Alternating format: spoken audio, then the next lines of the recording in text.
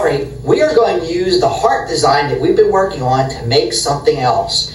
I think those heart shapes would make really cute butterfly wings. So we're going to take a balloon and we're going to inflate it fully, burp it so that it relaxes, and we're not really going to have much of a tail left on this one. We're going to go back to the end where the knot is, and we're going to make a bubble that's about 3 inches long. And we're going to make a small bubble that's about the size of the lovebird's head. And we're going to ear twist it like we did on the teddy bear's ears.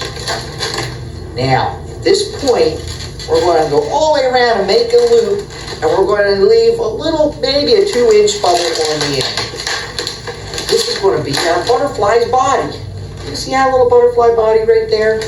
We're going to go up to the top and bring the top all the way down into the middle, and we're going to twist that together and make little wings.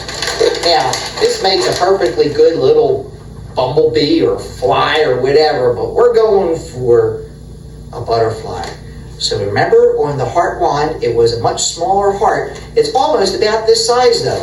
So if we tuck in and squeeze our heart right there, and tuck in again, squeeze on the other side, we get a very cute little butterfly. Now, what I like to do with the butterfly is animate it a little bit. And to do that, we have what I like to call the remote control. Take another balloon, inflate it fully, and we're just going to use the nozzle. We're going to stretch it right in here between the wings so that it comes out. And now our butterfly is airborne.